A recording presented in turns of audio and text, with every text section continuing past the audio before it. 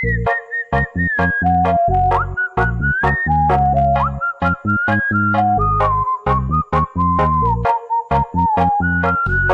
best performance by Alurejo Repeat Party Remix.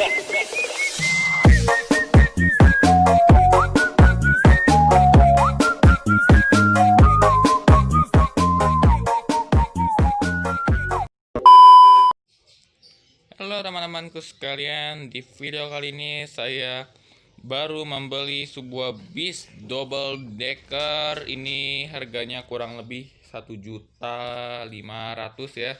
Cukup menguras uang saya yang awalnya sekitar 1.700.000, sekarang udah 30.000 untuk upgrade lampu strobo, beacon, terus yang ada di roda nih, terus bumper sama tulisan Hello World yang ada di belakangnya, dan juga mengganti skin.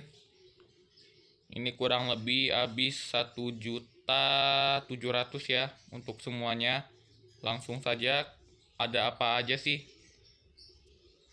di dalam bis double decker ini? Kita pencet narik, kita pilih kota keberangkatan, kita coba dari Jakarta ke Pelabuhan Merak. Berangkat. Oke teman-teman sekalian, tadi loading cukup lama. Ini udah saya masuk ke dalam gamenya. Ini bisnya cukup besar ya dan tinggi, punya 2 tingkat. Cukup berat kayaknya ya, ini beda sama bis SHD. Cukup berat. Kita lihat bagian dalamnya. Bagian dalamnya sempit ya. Ini kalau misalkan dipasangin hordeng ataupun hiasan lain di kacanya, ini kayaknya kecil banget jadinya ya. Dia pintunya terbukanya ke samping. Kalau yang SHD itu keterbukanya kayak pintu biasa ya, ini kebukanya ke samping. Tuh. Dia kecil banget bagian bawahnya. Coba slide kamera. Oh, ini slide kamera atas ya. Ini slide kamera atasnya lebar banget ya, terus tinggi banget. Ini untuk misalkan kalian pengen lewat jalur sempit, saya saranin jangan, soalnya ini agak sulit untuk melihatnya ya.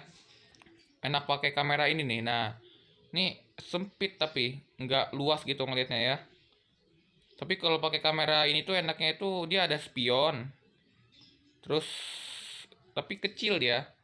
Kalau pakai kamera atas enak lebar, tapi masalahnya nggak ada spion ya. Kalau misalkan kita nabrak ya, ataupun mau parkir, agak sulit untuk melihat ke arah belakang. Tuh, dia cukup lebar. Mungkin ini lebih tinggi sedikit ya daripada bus SHD. Coba itu tuh ada bus lain. Coba saya akan bandingkan seberapa besar sih bus yang saya pakai ini. Sebentar. Nah, ini dia. Tuh, kita kayaknya tinggi banget ya. Tuh, kita lebih tinggi kayaknya. Sama sih. Oh, sama guys tuh. Sama-sama ternyata. Cuman paling beda dikit doang ya. Tuh. Ternyata saya kira bagus ya, tinggi terus enteng. Soalnya harga 1.500.000 tuh saya kira dengan enak, ini nggak terlalu enak ini sebenarnya. Berat terus apa ya? Sempit juga. Tapi yang saya suka sih ini mungkin dari tampilan dashboardnya cukup bagus ya. Dan mewah. Ada kayu-kayunya gitu ya buat bagian setirnya. Beda sama yang SHD. Ini tuh bis double decker. Pintunya pun terbukanya ke arah samping. Tuh, bisa dilihat di spion tadi. Terbukanya ke arah samping, dia beda ya. Ini tampilan dari atas bus tingkatan yang kedua. Dia cukup luas ya, tapi kalau misalkan mau lihat ke belakang agak sulit.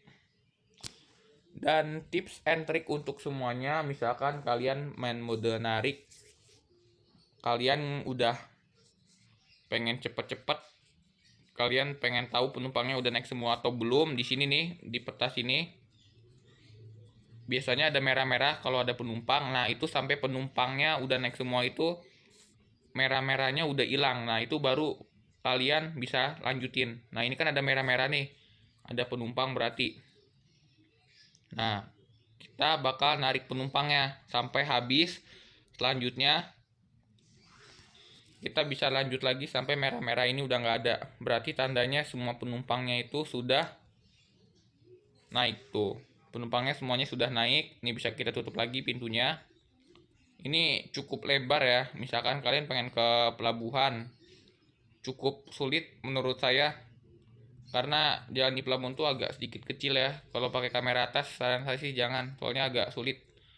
Dia lebar banget.